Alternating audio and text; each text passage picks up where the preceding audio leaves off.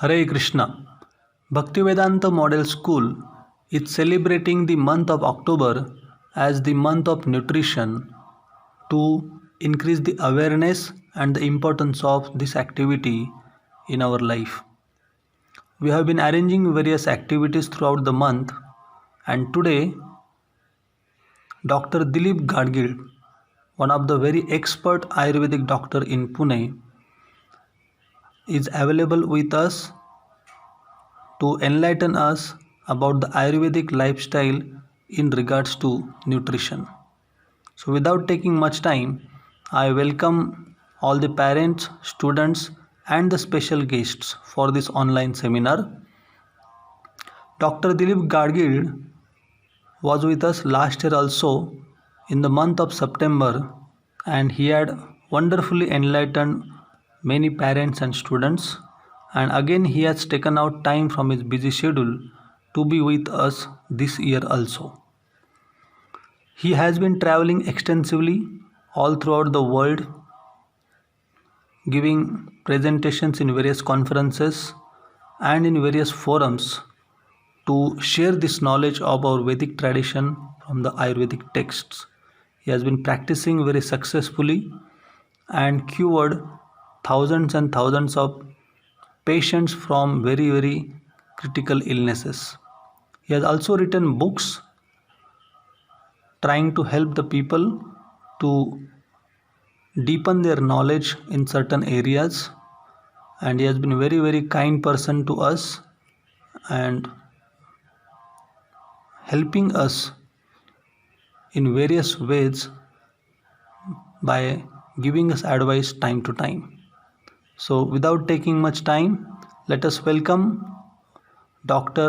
Dilip Gadgil to our forum, and I now hand it over to him to take it further. Thank you so much. Hare Krishna. So it's nutrition in Ayurvedic perspective. That is my topic today. Now the body constantly undergoes wear and tear, and hence is called as Sharira. In Sanskrit, we have the word Sharira for the body. And the etymology of the word Sharira is Shiryate Tat Shariram. So meaning that it constantly undergoes wear and tear or decay, and that is why it is called as Sharira of the body. Shru Shriyate iti. It is obvious that for any activity, energy is required, and that is derived from the food material that we eat. So the body is engaged in varieties of activities throughout the life as such. And hence, there is a wear and tear. Whatever is present in the body is already consumed, and something new has to become. And that new is the food material that we survive on. That is why food is utmost important for the nourishment of the body. Truly speaking, our body is made up from food only. So, we are what we eat. So, ahara sambhavam vastu rogascha ahara sambhava. This is one stanza in Ayurveda. So, the whole body is made from food material, and even the diseases, they also originate from the food material. Now, unlike conventional medicine, we have a unique concept of Agni in Ayurveda. And for nutritional effect, the food has to be properly digested. This is most important aspect. So Ayurveda emphasizes more on the concept of Agni and the food that is easily digestible and easily convertible into the bodily constituents as such. Otherwise, if we don't follow the rules for eating and other things, then it is not just that it is not useful, but it is hazardous or harmful, as it hampers the health to great extent, leading to even serious diseases. So, Agni is a totally different concept described in Ayurveda, and we need to understand it properly. In today's era, what is happening that we have classified the food material into protein, fat, carbohydrate, etc., etc. And there are certain enzymes in the body, in the digestive system, that are responsible for digestion of a particular thing. That is what we have been learning. But truly speaking, Ayurveda has a totally different approach than this. The whole universe and even the food material is made from the Panchamahabhutas, and our body is also made from Sorry to, Panchamahabhutas. sorry, Yeah. doctor, sorry to interrupt you. Huh? Sorry to interrupt you. I request Kavita Suryavanshi Mataji to stop presenting because someone else was also presenting. Okay. Okay. Hmm. Kavita Suryavanshi Mataji.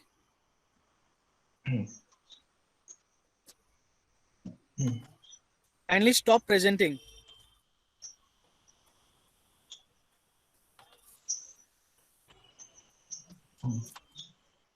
Can I continue?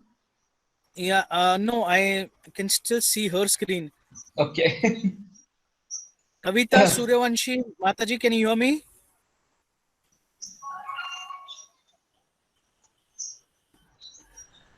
Kindly stop presenting.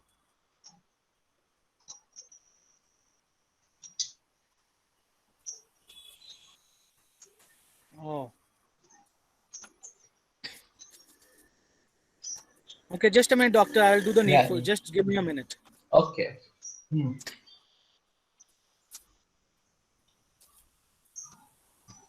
You want to pump? I have to let me.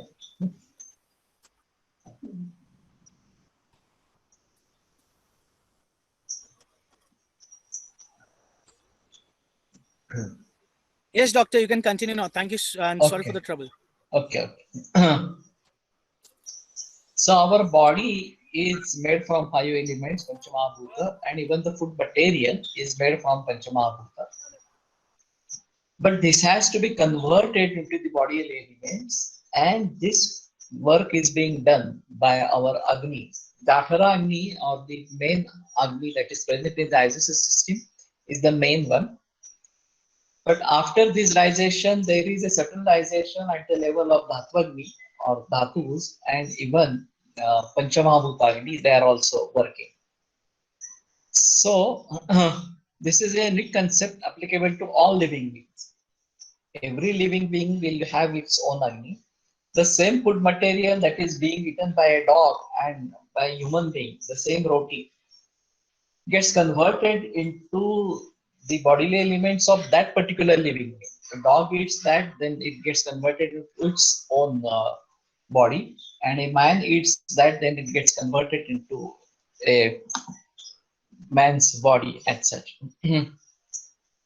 Now coming to Ayurveda, because due to our educational system, there is no emphasis on any ancient Indian medical science, and this is rather miserable.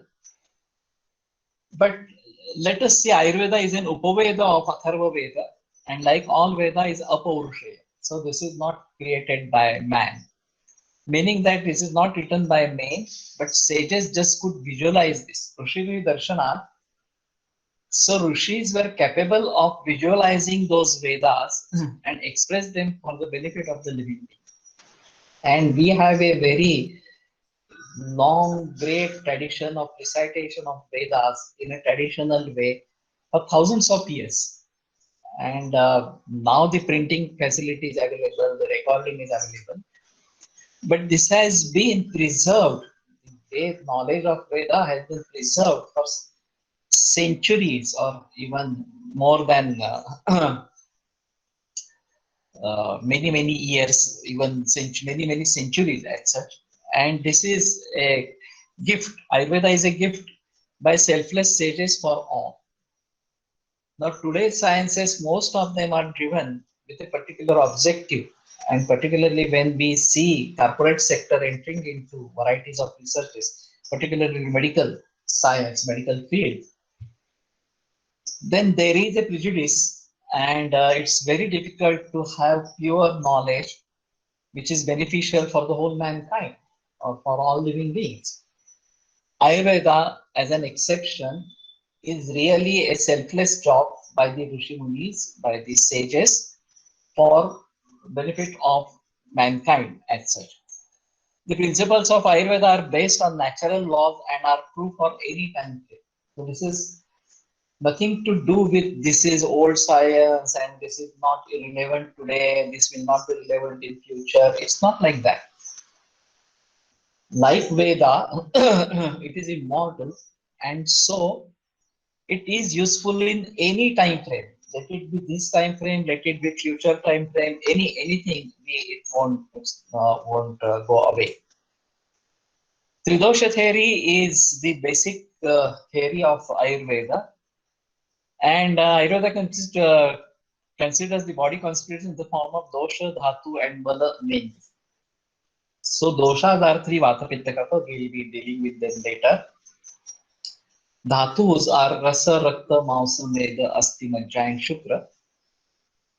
And there are upadhatus also associated with this. And mala are the feces, the urine, and the sweat. These are the main malas.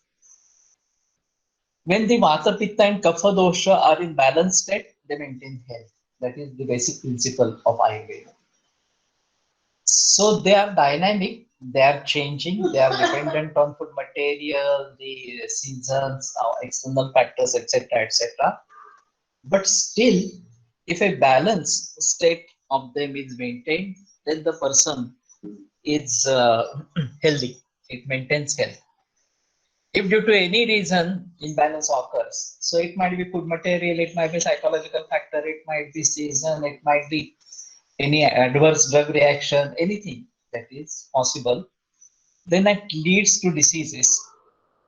Swasthavrutta, the regimen for maintenance of health, has been elaborated in Ayurvedic texts. So we have two basic objectives in Ayurveda. One is Swasthasya Swasthya Rakshanam, so maintenance of the health of a healthy person, and Aturasya Vikara Prashamanam. In a patient, we have to cure the disease. So these are two objectives of Ayurveda, and all Ayurvedic texts elaborate on this. Let me just share that the texts, Ayurvedic texts, are all written in Sanskrit only. And secondly, there are varieties of sthanas like Sutra Sthana, Sharira Sthana, Nidana Sthana, Chikitsa Sthana, etc. And in each sthana, there are varieties of adhyaya, varieties of numbers of adhyaya. They may be ranging from 38, 12, anything like that. And in each adhyaya, there are number of sutras. And this all knowledge is contained in a particular way that if you repeatedly read that, then you get the grasp of the text. That is the thing. And ancient Indian practice is to memorize them by heart first. There is one Ashtanga Hridayam book which is totally in poetry. So this is the beauty of Sanskrit language, that scientific literature is in poetry. And so being in poetry, it can be easily remembered by heart.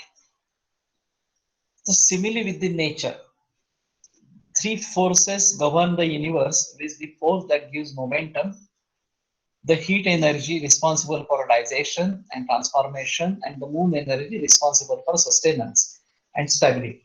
Now we all know that light from the microcosm to macrocosm or something like that. If we consider the structure of an atom, that there is a nucleus, it contains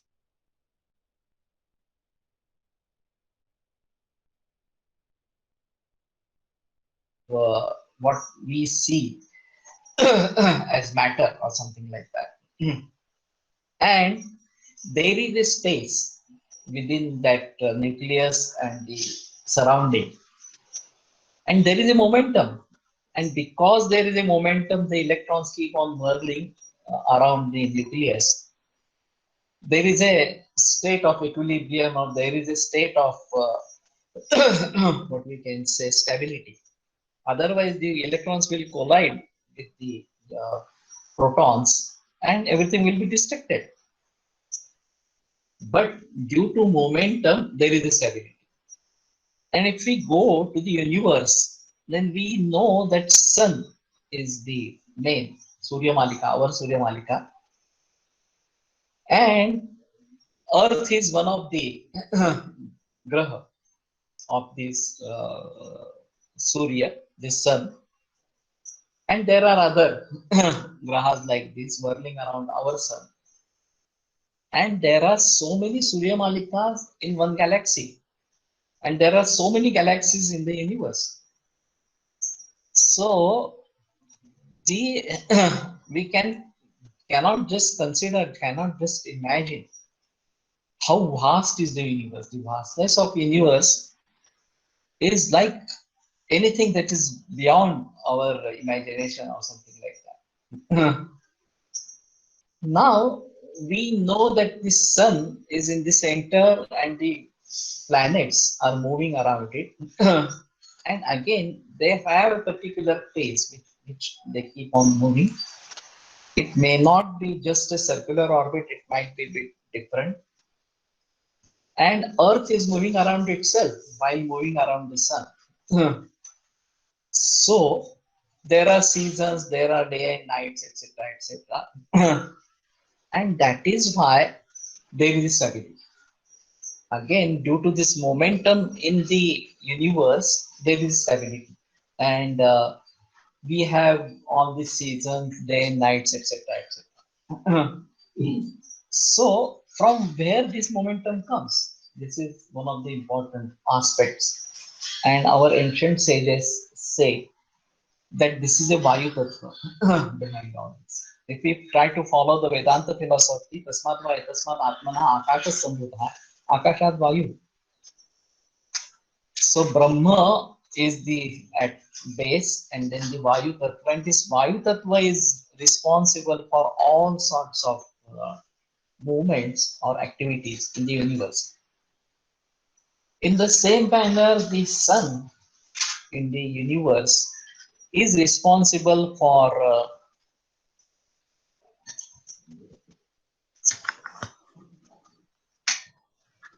the heat energy, so to say. And that is responsible for digestion and transformation. Sahasraguna Musrashtum Akasangari, Raghuvansha Kalidasa says that the sun deprives the earth of the nourishment and other things. It gathers it. For what purpose? Just to give it back in multiple ways. So it gathers the water contained from the earth, and we know that 75%, nearly 73% is the seawater, which is not potable. But sun captures it and gives it back in the rainy season to the earth. So this is a transformation of the seawater into a potable water that comes through rains, and then it is stored in varieties of ways. In the same manner, the moon, which is whirling around our earth or something like that, and is a representative of Shita energy. Now, this is a totally different concept as compared to the current views. Current views, only heat is the energy, but according to ancient Indian texts, even Shita is also a form of energy, and it preserves our strength. So, Hare Krishna, doctor. huh? Again, sorry to interrupt you, doctor. I have just got a request.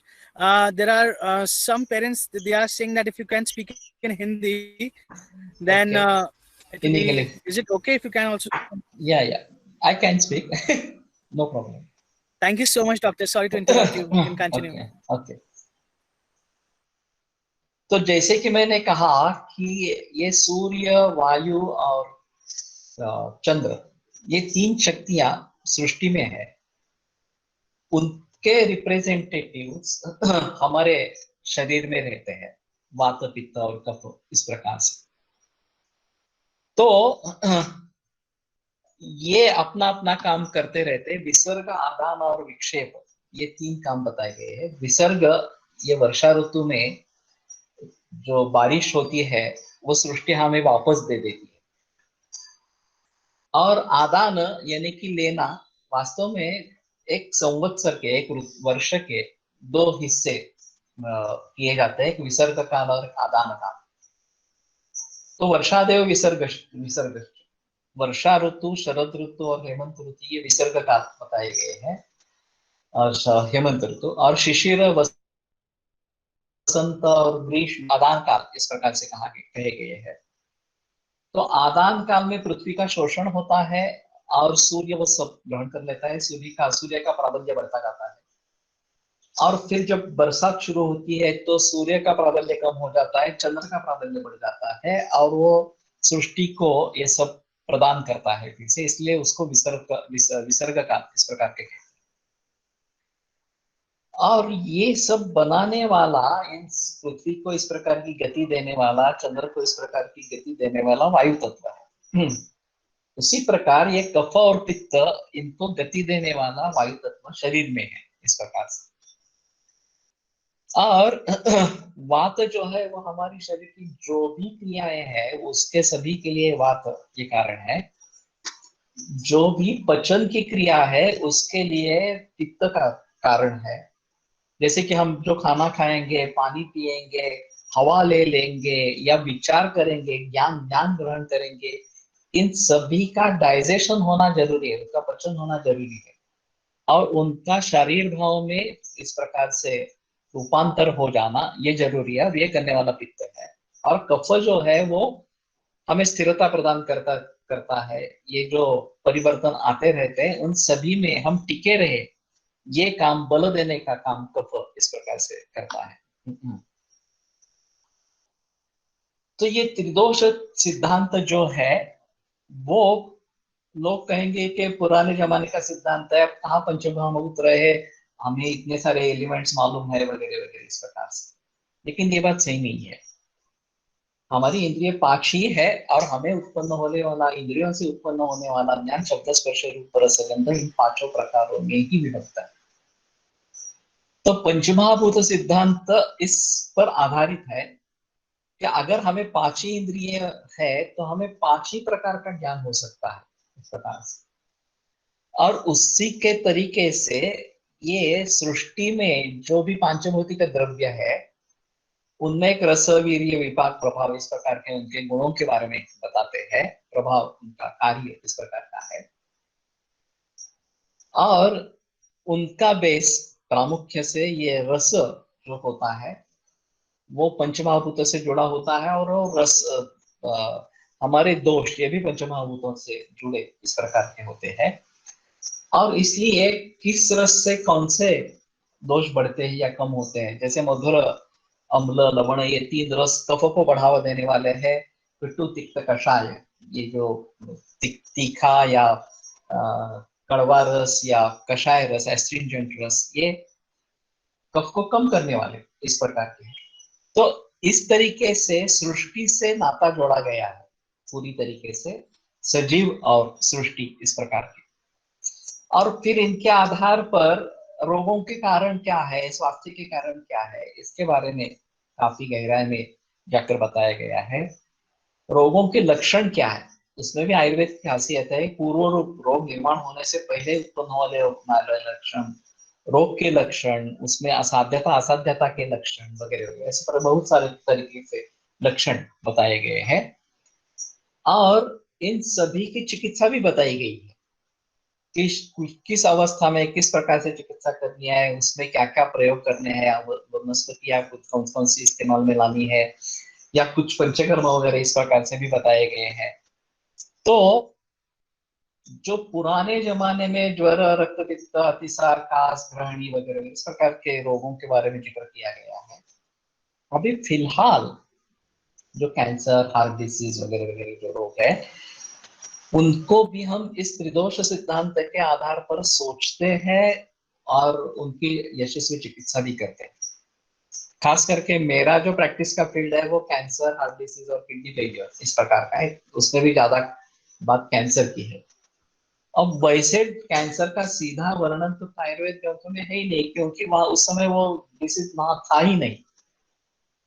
फिर अभी हम उसके बारे में किस प्रकार से सोच सकते हैं, ये एक अहम चीज इस प्रकार की रहेगी और इसका बेस दोष सिद्धांत ये है। तो एक अहम सिद्धांत है कि किसी भी काल में ये उपयुक्त होता है। तो ये आयुर्वेद के बारे में मैंने थोड़ी सी बैकग्राउंड बताई, पूर्व पीठिका जो है बताई। अभी हम हमारा जो मूल सब्जेक्ट है न्यूट्रिशन, तो मेरा कहना का मतलब है कि ये पदार्थ पौष्टिक है, ये खाने से हमें पुष्टि मिलेगी, हमारा न्यूट्रिशन अच्छा रहेगा, ऐसा प्रचलन अभी ज्यादा है। लेकिन आयुर्वेद मानता है कि अगर पचन अच्छा हो जाए तो ही पोषण होगा, पचन नहीं होगा तो पोषण नहीं होगा। ऑन द कॉन्ट्ररी वो बिगाड़ देगा, आम निर्माण करेगा और उससे बहुत सारे रोग निर्माण होंगे। तो आहार कब लेना है? जब पहला आहार पच गया हो और सच्ची भूख हो तभी आहार लेना है, ये आयुर्वेद का कहना है, जीर्णेन्द्रिय मुंजित। और खास करके पहले दिन का आहार पचन हो तभी ब्रेकफास्ट लेना है, सुबह का खाना लेना है, नहीं तो नहीं लेना है। नहीं तो ये आम निर्माण करता है और फिर रोग को एक आमय नाम की संज्ञा है जो कहती है कि रोग का संबंध इस आम से है। Nourishment of the body is more dependent on proper digestion of the simple food. तो अगर सादा खाना हम खाएंगे और वो पचा पाएंगे तो हमारा न्यूट्रिशन अच्छा रहेगा, हमारा पोषण अच्छा रहेगा, rather than so called nutritious food. एक हमारे कोलटकर सर का एक अनुभव रहा कि एक 5 बरस का लड़का, उसकी माँ उसको लेके आई और उसकी शिकायत थी कि मैं बहुत सारा उसको देते रहती, खाने के लिए देती रहती हूँ, बहुत पौष्टिक देते रहती हूँ, फिर भी इसका वजन नहीं बढ़ता। और हमारे घर में अगर मेहमान 1-2 महीने के लिए आते हैं तो उनके वेट गेन हो जाते हैं, वो उनका वजन बढ़ता है, वो बच्चे भी अच्छे सुधर जाते हैं, लेकिन मेरे लड़के में कुछ नहीं। तो कोलटकर सर ने कहा कि आप बताइए क्या क्या देते हैं। तो उसने शुरू किया कि सुबह दूध पीता है, फिर अंडा खाता है, फिर बाद में 11 बजे रोटी वगैरह खाता है, फिर 2 बजे फिर दूध पीता है, फिर कुछ स्नैक लेता है, फिर दूध पीता है, और शाम को खाना खाता है, रात को फिर दूध पीता है। तो सर ने कहा क्या उसको सभी जगह भूख लगती है?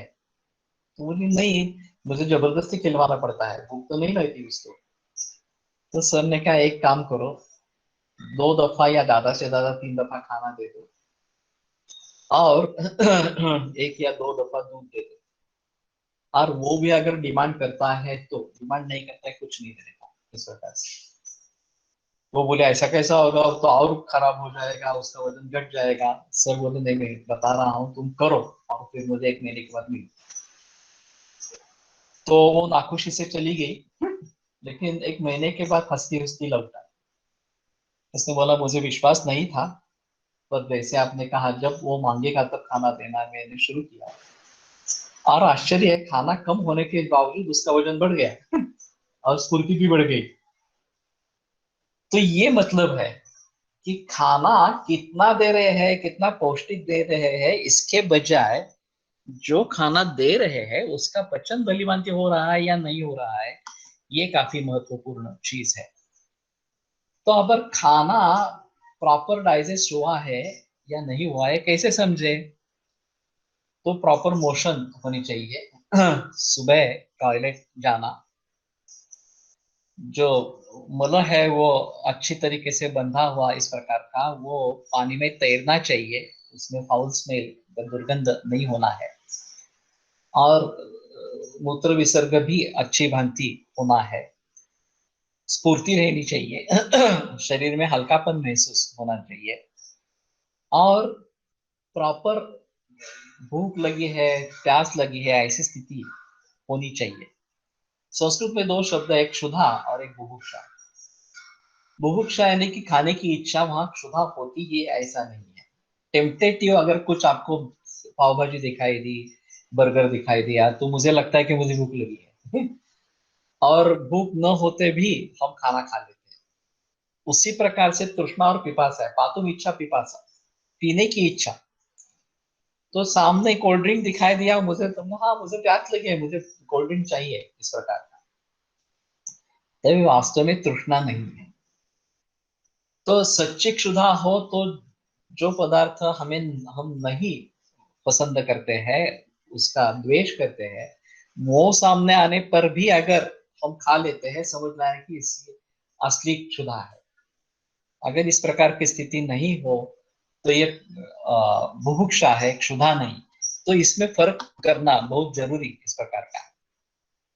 आयुर्वेद में 5-6 फैक्टर्स बताए गए हैं कि जो डाइजेशन के लिए उपयोगी होते हैं। एक अग्नि सबसे मूल है, वायु। तो जो आहार हम ले लेंगे तो वायु कोष्ठम प्रकर्षति, उसको जो आगे आगे जाने की गति जो है वो वायु से मिलती है। इसीलिए व्यायाम का एक महत्व उसमें रहता है। क्लेद, वाटर, पानी और दूसरा कुछ द्रव हम ले लेंगे, वो भी अन्न पचन के लिए आवश्यक है, लेकिन वो 1/3, ओनली 1/3 इतना ही लेना है। हमारे आमाशय यानी कि जो स्टमक है उसके 3 भाग हमें उसकी कल्पना करनी है। 1/3 जो भाग है वो हमें सॉलिड फूड, घन आहार से भरना है।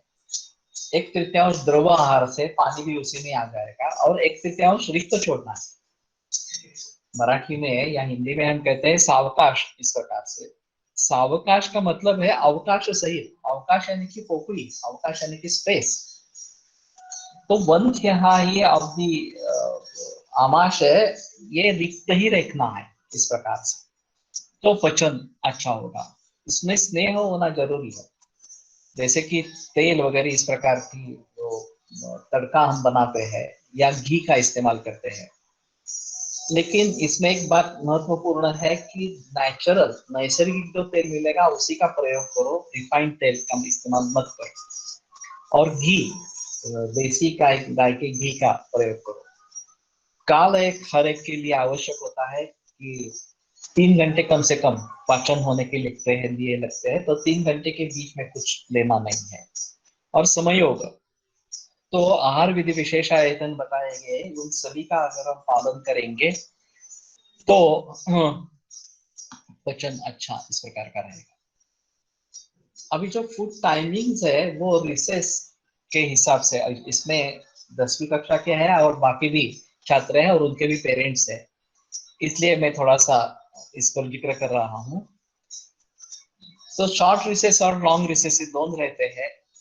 और सुबह के अगर शाला है 7 बजे शुरू होती है इस प्रकार से, तो कैसे तो भी बच्चे को उठाना और दौड़ते हुए उसको स्कूल में भेजना होता है, तो ज्यादा से ज्यादा दूध ही देते हैं।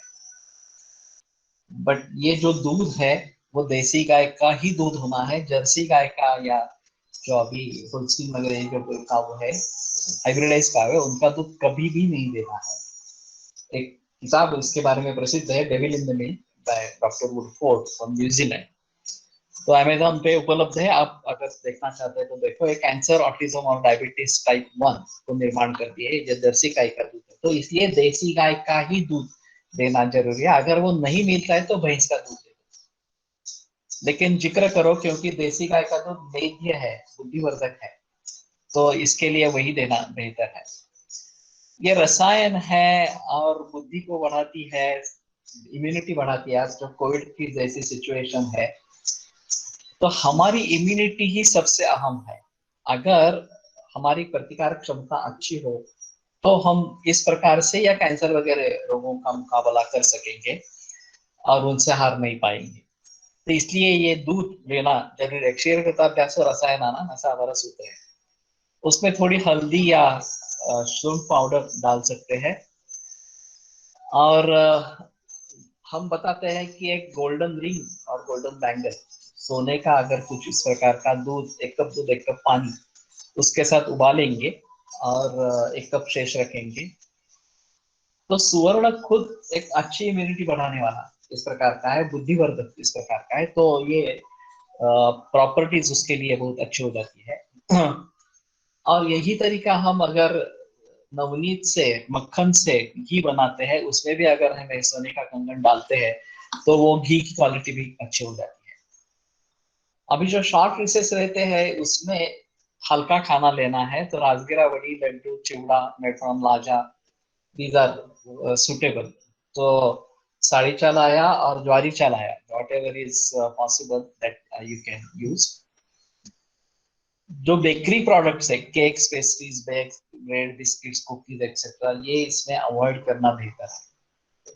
अगर आप ट्रेडिशनल फूड में जाना चाहते हैं तो शंकरपाड़ी जो घी में बनाई गई है वो इसमें साथ में दे सकते हैं, अनारसा दे सकते हैं। लेकिन ये हमें ध्यान में रखना है कि इसका प्रमाण ज्यादा ना हो, लागा से बना ज्यादा अच्छा है। फ्राइड आइटम्स नहीं है, पोटैटो चिप्स, समोसा वगैरह वगैरह, और स्प्राउट्स भी नहीं देने हैं इस प्रकार से। चॉकलेट, स्वीट्स, इस प्रकार के जो पचन में गुरु इस प्रकार के हैं वो नहीं देने हैं। अब जब बड़ी छुट्टी होती है, बिग रिसेस, उसमें घर से रोटी और सब्जी ही लेके जाना बेहतर है। ज्यादा से ज्यादा हम क्या कर सकते हैं, अगर बच्चे ये नहीं खा रहे, सब्जी नहीं खा रहे, तो स्टफ पराठा ये एक ऑप्शन है। मेथी, पलाखा, पालक, पुदीना, मूली, इस प्रकार के पराठों का इस्तेमाल कर सकते हैं। तो ज्यादा उसमें दूध और कुछ देने की जरूरत नहीं रहेगी। लेकिन ऐसा है कि ऑर्गेनिक या नेचुरल फूड, ऑर्गेनिक में फिर भी हाइब्रिडाइज सीड्स हो सकते हैं। नेचुरल यानी कि देसी सीड, देसी जो बीज है उनसे बने, तो अभी ये थोड़ा थोड़ा उपलब्ध होने लगा है। सुभाष पालेकर का एक नेचुरल फार्मिंग के ग्रुप है फार्मर्स के, और उनके जरिए जो आता है वो नेचुरल फार्मिंग का है, तो वो बेहतर ऑप्शन इस प्रकार का है। वैसे ही नैसर्गिक ऑयल जो तेल इस्तेमाल करना है, हम सुझाव देते हैं कि ग्राउंडनट या पीनट ऑयल ये बेहतर है। वैसे ग्रंथों में तिल तेल का वर्णन है, लेकिन अभी प्रचलन नहीं रहा तिल तेल का खाने में इस प्रकार का। नेचुरल सॉल्ट, एक सी सॉल्ट जो है वो नॉन आयोडाइज्ड, ये आयोडाइज सॉल्ट सभी के लिए दे रहे हैं और सभी को इसकी जरूरत नहीं है वास्तव में। या रॉक सॉल्ट, सेंधव जो है वो अच्छा है, सेंधा नमक, देसी काऊ घी, एंड ओनली ऑर्गेनिक और नेचुरल फ्रूट्स। ये संदेह नहीं है कि अगर फल अच्छे हैं, ऑर्गेनिक है, नेचुरल है, तो बेहतर है, उसमें विटामिन हमें मिलती है और एक नैसर्गिक खाना होता है। लेकिन अभी के जो फल बाजार में मिलते हैं वो सब पॉइजनस हो गए हैं, तो बहुत सारा पेस्टिसाइड, हेवी पेस्टिसाइड्स का मारा होता है, तो वो अच्छा हमारे लिए नहीं है। रात का खाना जो है वो सनसेट से पहले, सूर्यास्त से पहले लेना बेहतर है, ज्यादा से ज्यादा 8 बजे तक ले लेना है। Physical exercise, outdoor sports before dinner, अगर मैदान में जाकर खेलना ये बच्चों के लिए बहुत आवश्यक है। शाम को घर आने के बाद ग्राउंड पे जाना और खेलना कूदना ये बहुत आवश्यक इस प्रकार का है। उसके बाद में घर में आके स्नान करें और खाना खाएं, ये बेटर है। खाना जो है रात का वो बहुत ही हल्का होना चाहिए कि इसमें पचन में कोई तकलीफ न हो, बट कंप्लीट। तो दाल, चावल, रोटी, सब्जी, हम सब चीजें उसमें खाएंगे। सभी जो परिवार के सदस्य है वो इकट्ठा हुए और खाना खाए। प्लेजेंट एटमोस्फेयर होना चाहिए, नहीं कि बच्चों को कोसना है इस प्रकार से। और अनुशासन होना जरूरी है, शिस्त होना जरूरी है, लेकिन प्रेम भी होना चाहिए, विश्वास भी होना चाहिए, आदर भी होना चाहिए। ऐसा ना हो कि जो बुजुर्ग कहेंगे, अगर दादा दादी, नाना नानी इस प्रकार के घर में है, तो उनका आदर सम्मान ये करते हुए ये सब करना ये जरूरी है। कुछ खाद्य पदार्थ ऐसे हैं जिनको आयुर्वेद में विरुद्धान्न कहा गया है, कुछ इसमें प्रचलन में है, और अलग अलग ये अच्छे हैं, लेकिन इकट्ठा आने पर ये तकलीफ पैदा करते हैं। तो दूध और फल, जैसे कि ये मिल्क शेक्स है, फ्रूट सैलेड है, नेचुरल आइसक्रीम्स इस प्रकार के हैं, या शिकरण एक बनाते हैं दूध और केला इस प्रकार का, तो ये कॉम्बिनेशन अच्छा नहीं है। दूध और दही, दूध और ताक, ये भी अच्छा नहीं है। और इसी तरीके से बने पनीर और चीज, ये भी अच्छे नहीं है। अभी तो ये लोगों को आदत हो गई है कि पनीर हर रोज या हफ्ते में 3-4 बार इस प्रकार से लोग खाते रहते हैं, तो ये विरुद्धान्न है। या उसी प्रकार से चीज, ये भी विरुद्धान्न इस प्रकार की। दूध और नमक ये भी विरुद्ध है, जैसे कि खारी या सॉल्टेड बिस्किट्स और दूध या चाय इस प्रकार से लिए जाते हैं। और दूध और मत्स्य, मासे, फिश, ये भी विरुद्ध है। जो इस प्रकार के खाने वाले लोग हैं उनके लिए ये ध्यान में रखना बहुत जरूरी इस प्रकार का रहेगा। तो एक ये विरुद्धाहार का एक कॉमन जो दिखाई देता है उसके बारे में मैंने कहा, लेकिन इस प्रकार से काफी है। निच्चापितेश कालाग्नि मात्रा सात्म्या नीला देवी संस्कार तो विदित पोष्टावस्था क्रमे रवि, काफी विवरण इसका चरक संहिता में आया है। अब चूंकि ये 10वीं कक्षा के स्टूडेंट्स है, तो मैं थोड़ा एडोलसेंस के बारे में भी बात करना चाहता हूँ। इसका इलेबोरेट लेक्चर, 2 अलग अलग लेक्चर्स अगले महीने में होंगे, फीमेल के लिए, फीमेल छात्रों के लिए और मेल छात्रों के लिए, क्योंकि दोनों के प्रॉब्लम्स अलग अलग इस प्रकार के हैं। TV, media, social networks are all violence and sex provoking. जो भी हम दिख रहे हैं, पढ़ रहे हैं, ये सभी इस प्रकार के हैं। और अभी तो लोगों के हाथ में मोबाइल है और उसमें काफी पूरा विश्व आपकी मुट्ठी में है, तो किसी भी वेबसाइट को देख सकते हैं, किसी भी वीडियोस के देख सकते हैं, वगैरह वगैरह इस प्रकार से। और एक अट्रैक्शन होता है, स्वाभाविक अट्रैक्शन इस उम्र में होता है, तो इसके बारे में सजग रहना बहुत जरूरी है। तो जो बच्चे सुन रहे हैं, उनको ये जरूरी है कि इस प्रकार का मोह उन्हें न हो जाए और इसका एडिक्शन न बने। और पालकों को मेरी विनती है कि वो ध्यान रखे कि कहीं उसका लड़का, उनका लड़का है, उनकी लड़की इसमें कहीं जा रही है इस प्रकार से। अभी हार्मोनल इम्बैलेंस काफी बढ़ रही है, खास करके महिलाओं में, PCOD, obesity, juvenile diabetes etcetera etcetera. और ये सभी आगे के खाने का नतीजा है, तो उनके बारे में सजग रहना बहुत जरूरी इस प्रकार का है। और आयुर्वेद के हिसाब से चतुर्विध पुरुषार्थ जो बताए गए हैं, उसमें अर्थ और काम ये धर्म के अधीन होने चाहिए। हाँ, अभी ये जो अवस्था है, ये पढ़ने की अवस्था है, तो ब्रह्मचर्य आश्रम है, तो इसमें मन का भटकना बिल्कुल गैर है इस प्रकार से। सो हार्मोनल प्रॉब्लम्स जो अभी निर्माण हो रहे हैं, उसका संबंध खेती से है। Hybridisation, GM crops, animal farming with use of hormones, steroids, antibiotics and crops with chemical pesticides, chemical fertilisers, these are all अनैसर्गिक, ये सब अनैसर्गिक इस प्रकार के हैं। एंड उसी के कारण इतने बड़े रोग निर्माण हो रहे हैं। मेरे पास 2 बरस के बच्चे भी आ रहे हैं कैंसर के, सीवियर डिसीज। किसी को हेपेटोब्लास्टोमा है, किसी को ल्यूकेमिया है, किसी को और कोई ब्रेन ट्यूमर है, वगैरह वगैरह इस प्रकार से। तो ये नौबत क्यों आ गई है? तो ये खेती का नतीजा है, अनैसर्गिक खेती का ये सब नतीजा इस प्रकार का है। इसके साथ साइकोलॉजिकल फैक्टर्स भी बहुत होते हैं, कि भय होना, क्रोध होना, स्ट्रेस होना, डिप्रेशन होना, वगैरह वगैरह, और ये सभी में दिखाई जा रहा है। फिलहाल एक 4-5 बरस पहले सर्वे हुआ था, और उसमें पता चला कि 10th स्टैंडर्ड के 10% स्टूडेंट को हाइपरटेंशन हो गया। तो ये सर्वे स्टडी कहता है, अगर 10th स्टैंडर्ड में हमें ब्लड प्रेशर हो जाएगा, तो ये तो लड़कों को हुआ है, उनके माता पिताओं को कितना परसेंटेज होगा? तो इसमें से हमें राहत मिलनी चाहिए, how to cope up with the stress, ये सीख लेना चाहिए। इसलिए सद्गुरुत्व जो आयुर्वेद में बताया गया है, वो काफी अच्छा है, उसके बारे में जिक्र करना जरूरी पड़ेगा। और आचार रसायन भी बताए गए इसके आधार पर, और उनको अगर हम फॉलो करेंगे तो बहुत सारी चीजें हम सीख पाएंगे। तो मैं समझता हूँ कि सब्जेक्ट बहुत वास्ट है, हर एक मुद्दे के लिए एक लेक्चर सीरीज हो सकती है। सिर्फ एक लेक्चर से भी बात नहीं बनेगी, लेक्चर सीरीज हो सकती है, और ग्रंथों में काफी जानकारी है, ऐसा है।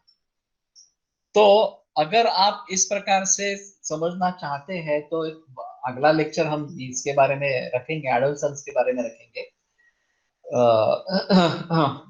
फीमेल स्टूडेंट्स के लिए अलग और मेल स्टूडेंट्स के लिए अलग, लेकिन बाकी भी चीजों में बहुत सारा कर सकते हैं।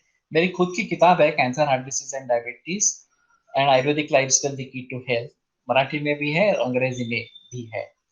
और अलग एक मेरी किताब मराठी में है, गुंतवणूक आरोग्य, इन्वेस्टिंग इन हेल्थ, तो वो भी बड़ी अच्छी किताब इस प्रकार की है। तो ये किताब मेरे क्लिनिक में उपलब्ध रहेंगे, जो कोई चाहते हैं वो संपर्क करे, वो बेटर ऑप्शन इस प्रकार का है। तो मेरे ख्याल में मुझे जितना बताना था इस सीमित समय में, उतना मैंने बताया है। अब आपको अगर सवाल पूछने हैं, तो उसके लिए मैं तैयार हूँ। थैंक यू सो मच हाँ, डॉक्टर जी। ठीक। हाँ, यदि किसको प्रश्न पूछने हैं तो मैं उनसे निवेदन करूंगा कि आप प्लीज चैट बॉक्स में अपना नाम लिखें और मैं आपका नाम पुकारूंगा, फिर आप अपने आप को अनम्यूट करके अपना प्रश्न पूछ सकते हो।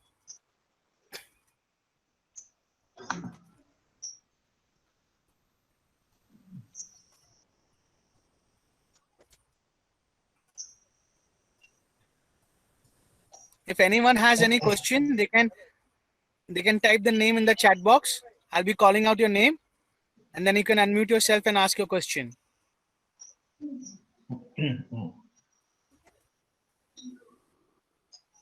Suvarna Mataji. Yes. Please unmute yourselves. Hello, Hare Krishna sir. हाँ, मराठीत बोलते हा, चालेल ना? मला चालेल, बाकीचं. हॅलो.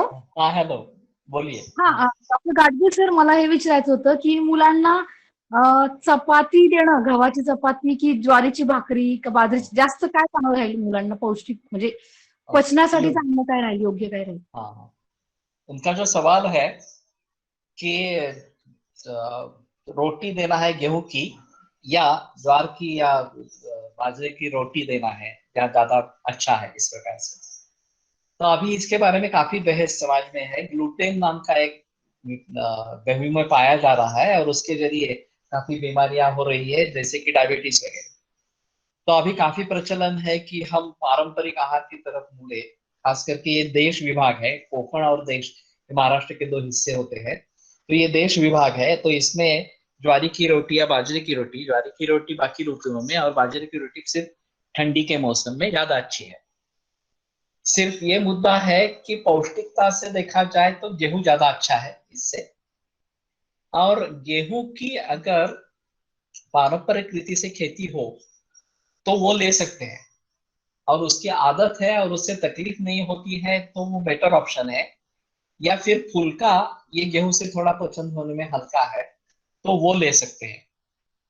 तो अगर लड़के को लड़की को कुछ तकलीफ हो रही हो तो गेहूं कम करके ज्वार की रोटी, बाजरे की रोटी शुरू कर सकते हैं, और वो सूट हो जाती है तो वो लेना बेहतर है. नहीं तो फुल्का बनाना ये भी अच्छा तरीका है. देसी गेहूं होना जरूरी है. जो मैंने बात अभी की थी, नैसर्गिक इस प्रकार का अगर मिलेगा तो वो तकलीफ नहीं करेगा. बाकी ये ग्लूटेन वाली जो प्रॉब्लम है वो हाइब्रिडाइज गेहूं के साथ ज्यादा इस प्रकार की. आगे का question Manjari. Thank you, doctor. Now, I would like to request Manjari to kindly unmute yourself. धन्यवाद डॉक्टर. मुझे क्वेश्चन ऐसा है कि जो हम लोग मील्स खाते हैं, ब्रेकफास्ट, लंच और डिनर, उसमें से हेवीएस्ट और लाइटेस्ट वगैरह कौन सा होना चाहिए? फिर ब्रेकफास्ट, लंच और डिनर में हमें क्या क्या खाना चाहिए, और ब्रेकफास्ट में दूध और जो नाश्ता खाते हैं हम लोग, उसमें कितना अंतर होना चाहिए? वास्तव में हमारा जो सिस्टम है वो 2 ही दफा खाना है. सायं प्रातः मनुष्याणाम अशनम शुचिर्योतितम नान्तरा भोजनम कुर्यात् अग्निहोत्र समोविधि, ऐसा ग्रंथ में सूत्र है.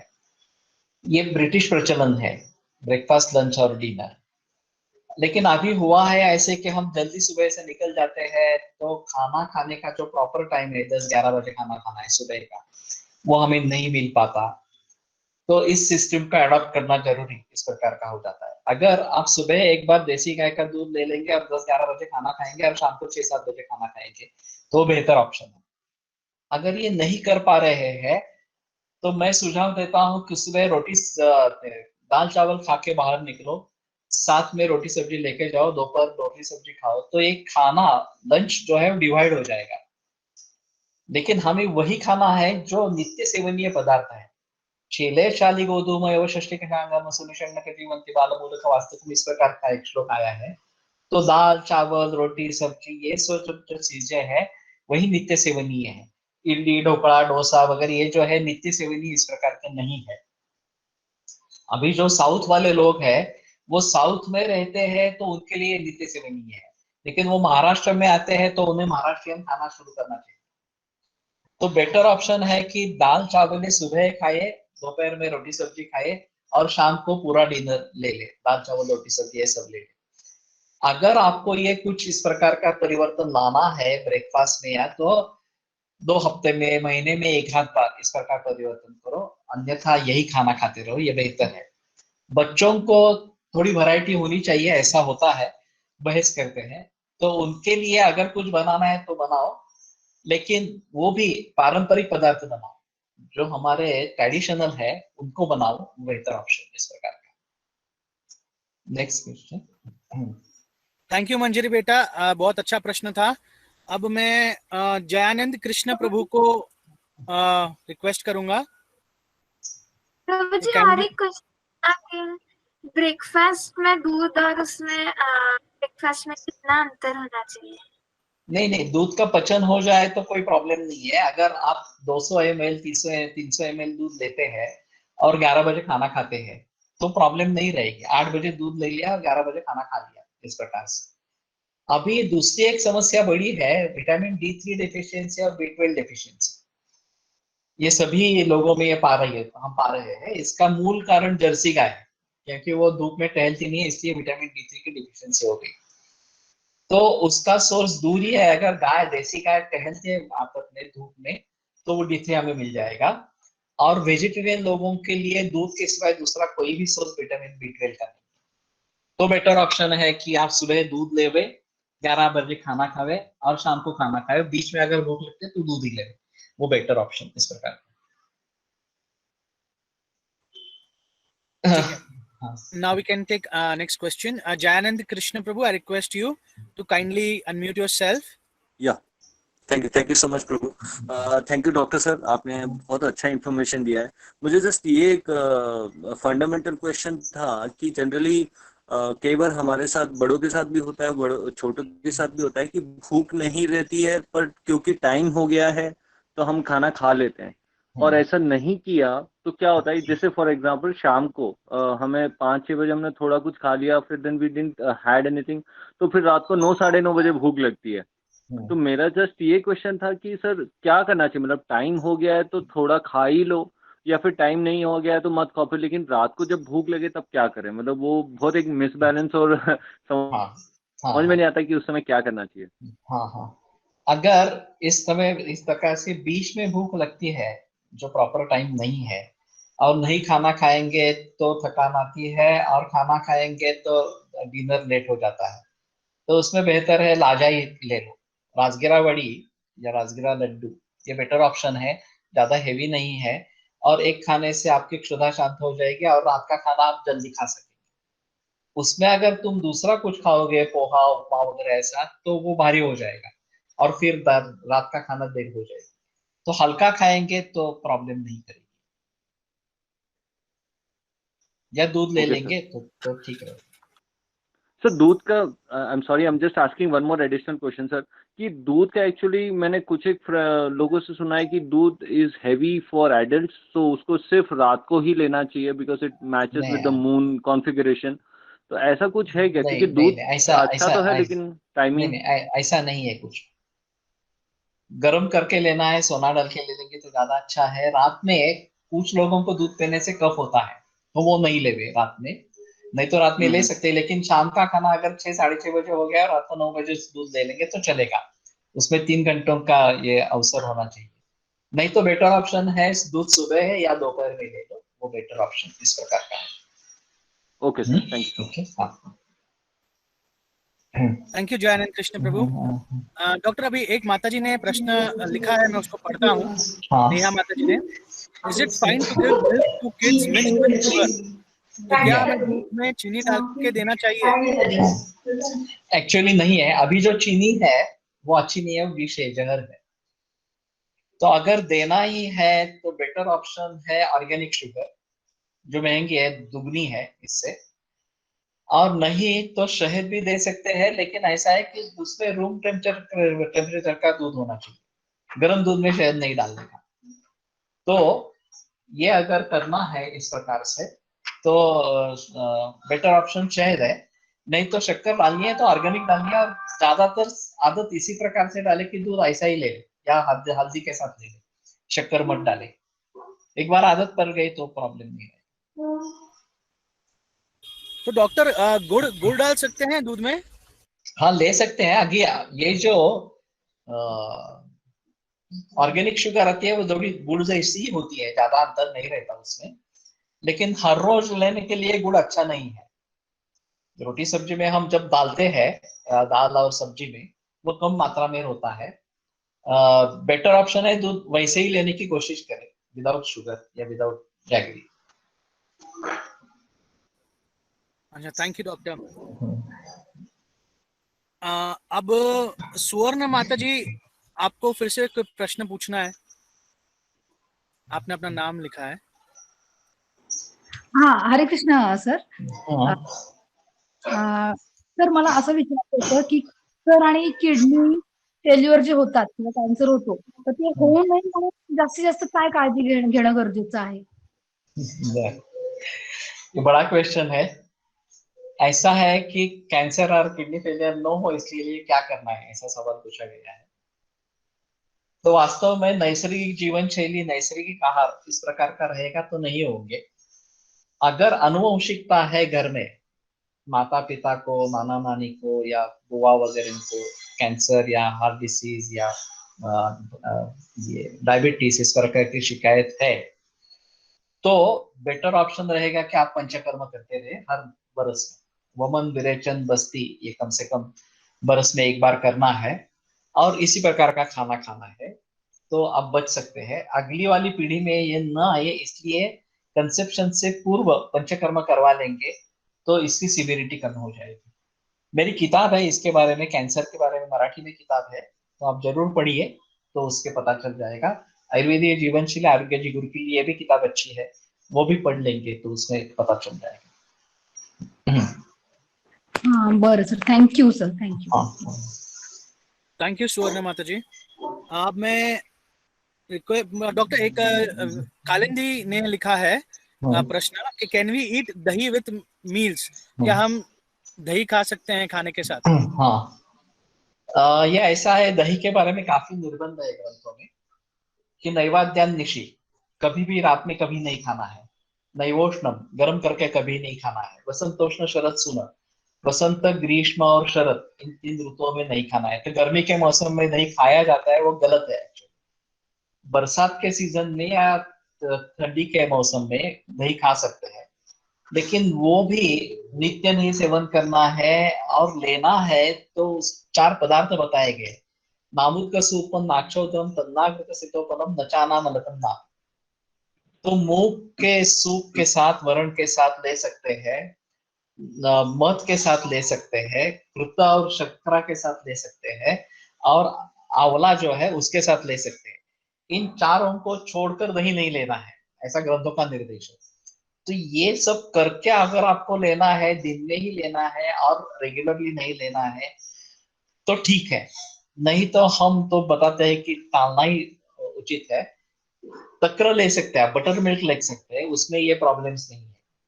ये घी में दही में ये प्रॉब्लम है कि वो स्रोतस ब्लॉक करता है, शरीर के जो चैनल्स है उनको ब्लॉक करता है और उसके जरिए काफी बीमारियां हो सकती है। तो इसलिए ये इस प्रकार के निर्बंध उस पर रखे हैं। Thank you doctor. Thank you Kalindi for asking that question. Doctor, मुझे भी एक प्रश्न था।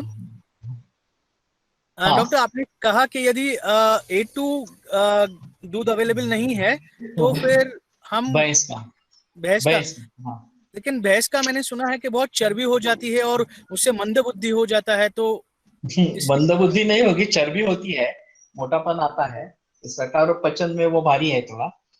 इसलिए बेहतर ऑप्शन तो दूध का, देसी गाय के दूध का ही है। अभी पूना में काफी प्रचलन है, सभी जगह मिलता है, लेकिन सभी शहरों में, सभी देहातों में अभी स्थिति ऐसी नहीं है। फिर भी अगर हम कोशिश करेंगे तो शहरों में मिलेगा दूध, A2 मिल्क मिलेगा, तो बेटर ऑप्शन वही लेना है। और डॉक्टर, जिनका लैक्टोस इंटॉलरेंस होता है वो फिर जैसे ही दूध पीते हैं तो उन्हें बाथरूम भागना पड़ता है, तो इसके लिए क्या उपाय है? एक्चुअली ये ज्यादा समस्या हाइब्रिडाइज फूड से है, हाइब्रिडाइज काउ से है। और जर्सी गाय का इस प्रकार का इंटॉलरेंस हो जाना ये जरूरी होता है।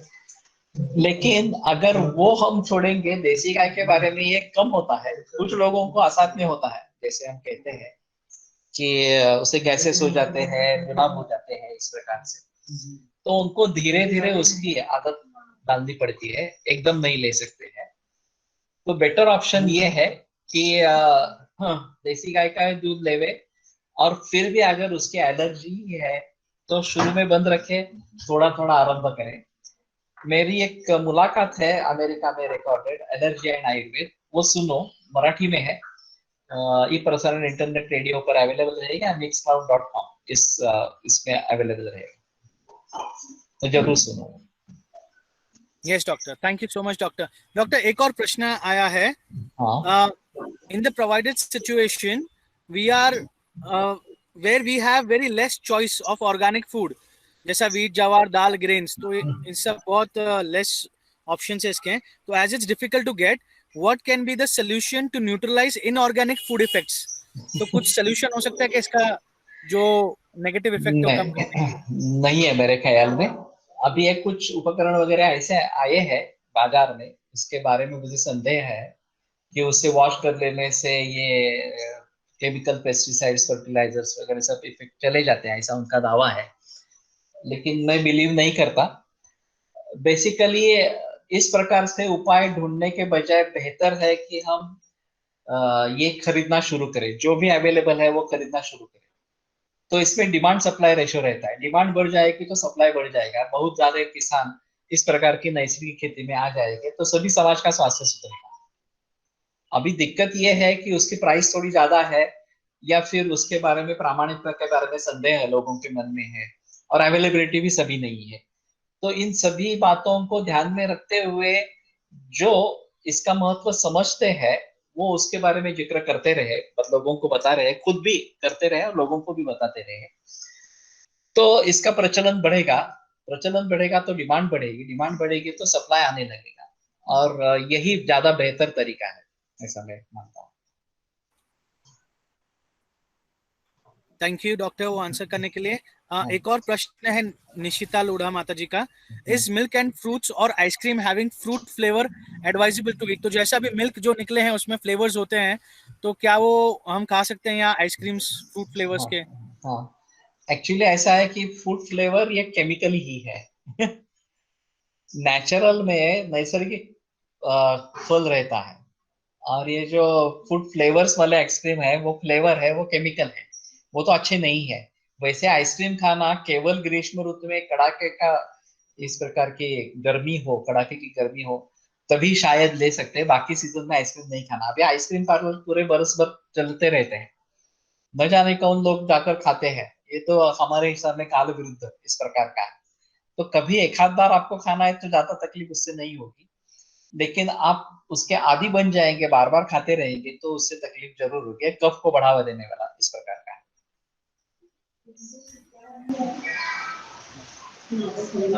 Thank you doctor. और एक नरसिम्हा प्रभु ने प्रश्न पूछा है, should we drink water from copper pots throughout the year or it is good only in certain months? तो ये जो तांबे के इसमें हम पानी पीते हैं, तो ये कुछ महीनों पीना चाहिए, साल भर पीना चाहिए? साल भर ले सकते हैं। कॉपर को बैक्टीरियोस्टैटिक एक्टिविटी है, बैक्टीरियोसाइडल नहीं है, लेकिन अगर ग्रोथ होती है तो उसको रोक देता है कॉपर।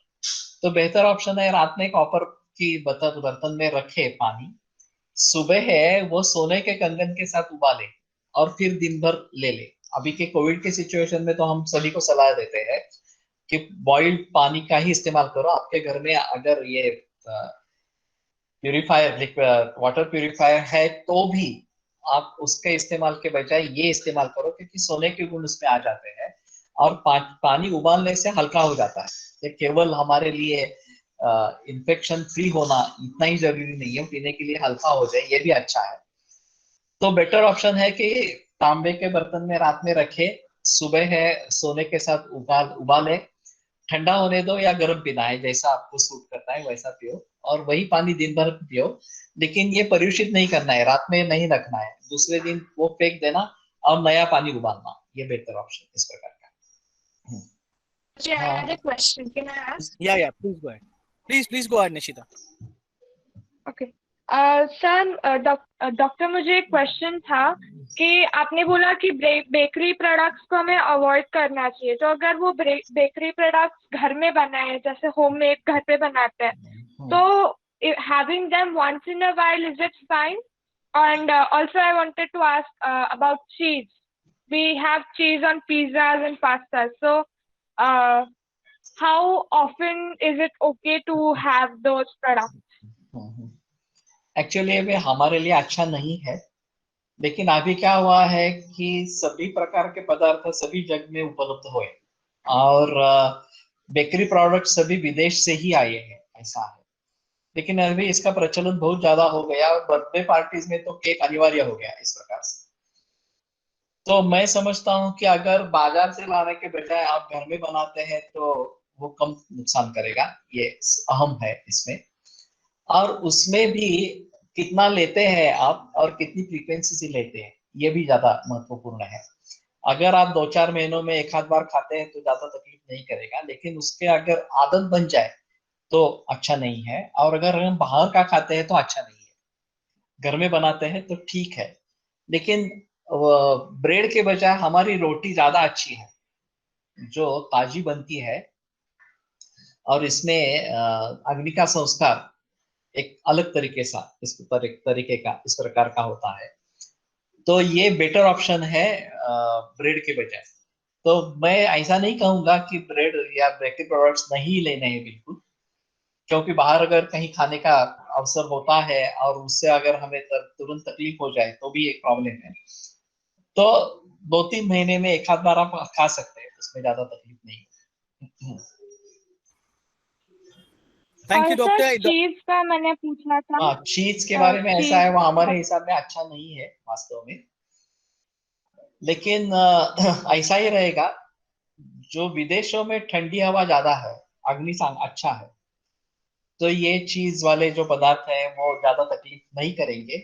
और उनके यहाँ विंटर सीजन में यही अच्छा तरीका है कि जो जिनको शरीर के लिए पोषण देता है। अभी वो भी स्थिति वहां नहीं रही, क्योंकि रेफ्रिजरेटेड पदार्थ थ्रू आउट द ईयर वहां भी वो उपलब्ध है।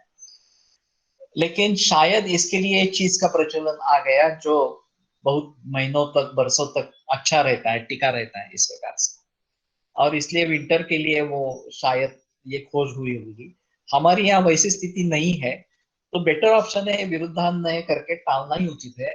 और वैसा ही अगर आप 2-3 महीने में एक आध बार लेते हैं तो ज्यादा तकलीफ नहीं करेगा, लेकिन आदत मत डालना उसकी। Thank you doctor. डॉक्टर, जब मैं ये प्रश्न जब मैं पूछ रहा था कि यदि कोई प्रश्न पूछ सकता है क्या, तो तब 2 व्यक्तियों ने एक साथ पूछ लिया, तो क्या मैं एक आखिरी प्रश्न पूछ सकता हूँ आपसे? ठीक है, आखिरी ले लेंगे लेकिन जी, ये हाँ फाइनली आखिरी होगा ये। Should we eat pickle? क्या हम अचार खा सकते हैं, आम का अचार that we eat in Maharashtra? हाँ, आम का अचार वैसे अच्छा नहीं है। इसमें 2 चीजें, नमक बहुत ज्यादा होता है और तेल का प्रमाण भी ज्यादा होता है। तो अगर अचार खाना ही है तो नींबू का अचार बेटर ऑप्शन है, कि जिसमें नमक और ये दोनों ज्यादा नहीं रहते। आपको चाहे थोड़ा मीठा बनाओ, नहीं तो नमकीन इस प्रकार का बनाओ। और बाकी जो अचार है, जैसे कि हल्दी का अचार बनता है, आंवले का अचार बनता है, ये ज्यादा टिकने वाली नहीं है। फिर भी ये बेहतर है कि उसमें आपको हल्दी के, आंवले के गुण मिलेंगे। तो अगर अचार खाना है तो ये बेटर ऑप्शन है। ये आम का अचार उतना अच्छा नहीं है। वैसा ही अगर आप कभी 2-3 महीने में एक आध बार खाते हो तो ठीक है, लेकिन हर रोज उसको खाना शुरू कर दिया तो तकलीफ करेगा, खास करके बीपी की तकलीफ बढ़ेगी। Thank you so much doctor to answer that. और मैं हृदय से डॉक्टर आपका धन्यवाद करना चाहूंगा, क्योंकि it was an I opening doctor. Thank you so much for this wonderful session. And मैं सारे पेरेंट्स का भी धन्यवाद करना चाहूंगा, हमारी प्रिंसिपल हरग्रेस हिमांगी गोपी माता जी का धन्यवाद करना चाहूंगा, हमारे डायरेक्टर जी तुलसी प्रभु का धन्यवाद करना चाहूंगा, एंड डॉक्टर गाडगिल जी हमारे यहाँ पे और एक सेशन आएंगे लेने के लिए 9th और 10th स्टैंडर्ड के बच्चों के लिए, जैसा कि उन्होंने कहा, तो उसका भी हम आपको अनाउंसमेंट कर देंगे जैसे ही हम उसे फाइनलाइज करेंगे, शेड्यूल टाइम उनके टाइम टेबल के अनुसार। सो हृदय से एक और बार धन्यवाद डॉक्टर जी। मेरे भी आप सभी को धन्यवाद। नमस्कार। नमस्कार। हरे कृष्ण। हरे कृष्ण।